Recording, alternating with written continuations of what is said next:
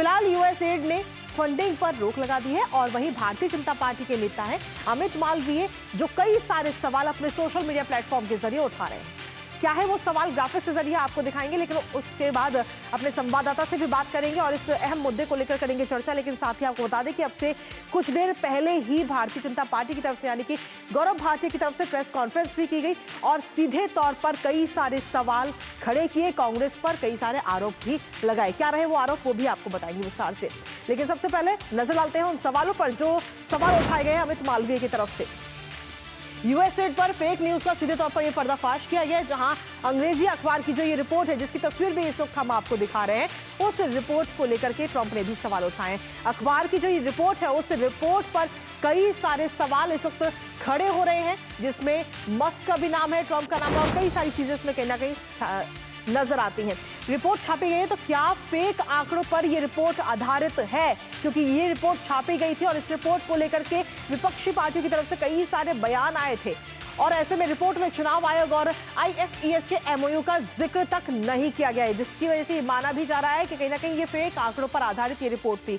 आईएफईएस को George Soros का foundation आर्थिक मदद करता है, तो आप समझ सकते हैं कि किस तरीके से इसके तार कहां से कहां जुड़ रहे हैं। कांग्रेस की सरकारों के समय भारत विरोधी एजेंडे वाली संस्थाओं को काम करने की पूरी छूट थी। भारत के विरोध किस तरीके से काम किया जा रहा था। ऐसे में क्या भारत में बैठा हुआ एक समूह ट्रंप के खुलासे से कहीं ना कहीं घबरा गया है? क्योंकि हाल ही में ट्रंप की तरफ से जो यूएसएड की जो फंडिंग है वो रोक दी गई है, तो ऐसे में क्या ये जो पूरा समूह है वो घबराता हुआ नजर आ रहा है? इसी के साथ अब से कुछ देर पहले ही गौरव भाटिया की तरफ से एक प्रेस कॉन्फ्रेंस भी की गई और कांग्रेस पर कई सारे आरोप लगाए गए। क्या कुछ कहा गया भारतीय जनता पार्टी के प्रवक्ता गौरव भाटिया की तरफ से, आइए आपको सुनाते हैं। सो कॉल्ड फैक्ट चेकर्स, जिनके तार जुड़ते हैं गांधी परिवार से, उनका काम फैक्ट चेकिंग नहीं है। उनका काम केवल और केवल जो झूठ राहुल गांधी बोले उसको सत्य बता के और आगे बढ़ाना है।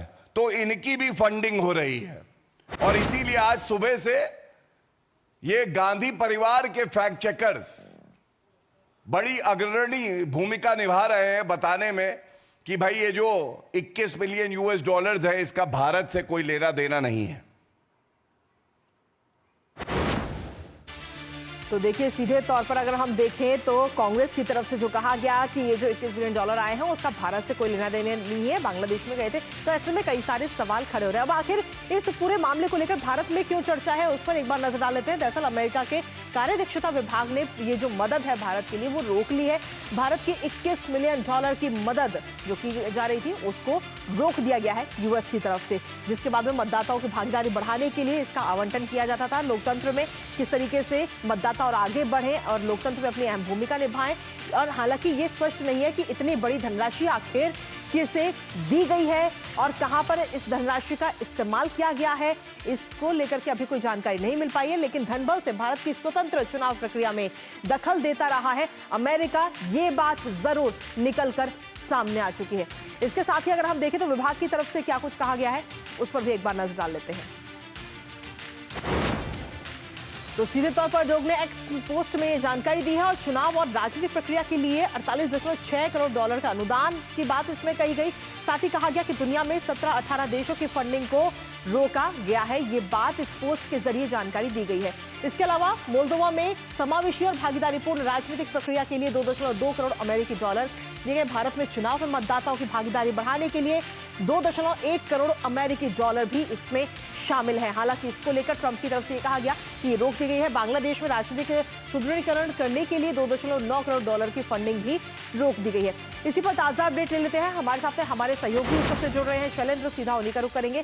शैलेंद्र, सीधे तौर पर कांग्रेस की तरफ से कई सारी बातें कही गई और आंकड़े दिए गए कि ये जो फंडिंग आई वो भारत के लिए नहीं बल्कि बांग्लादेश के लिए गई, तो आखिर कहां से ये आंकड़े आए कांग्रेस के पास से, कहां से ये दावा किया जा रहा है? ये तमाम सवाल अभी खड़े हो रहे कांग्रेस के ऊपर ही।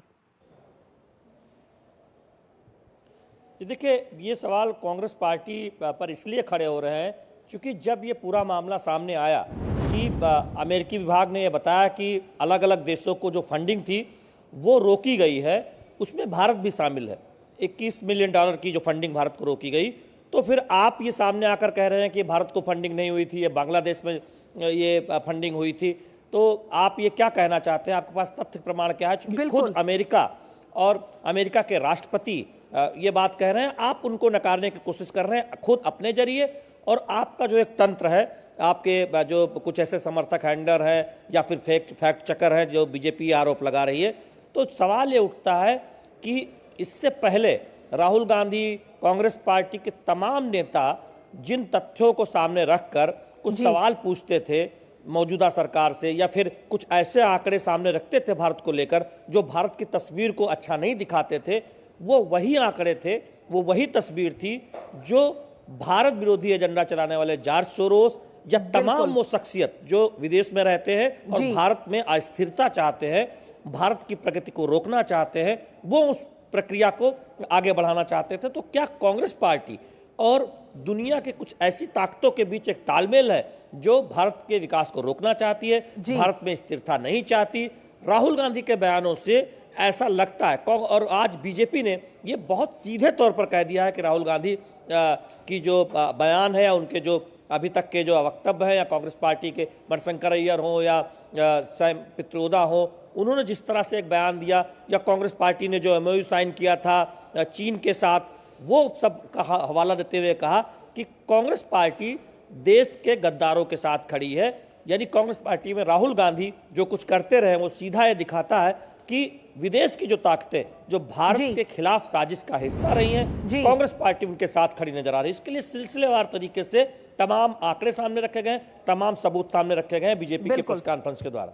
चलिए, फिलहाल बहुत बहुत शुक्रिया शैलेंद्र, तमाम जानकारी हमारे साथ साझा करने के लिए। तो कुल मिलाकर इस रिपोर्ट के जरिए ये जरूर निकलकर सामने आता है कि एक लोकतांत्रिक देश में किस तरीके से अलोकतांत्रिक ताकतें फैली हुई हैं और माहौल को खराब करने की कोशिश किस तरीके से की जा रही है, और उनका राजनीतिक पार्टियों के साथ किस तरीके का संबंध है, ये जरूर निकलकर सामने आता है। हालांकि अब इस पूरे मामले में जांच भी आगे की जाएगी। इस खबर पर नजर हमारी लगातार बनी रहेगी, लेकिन इसी के साथ न्यूज पंच में वक्त एक छोटे से ब्रेक का, बने रहिए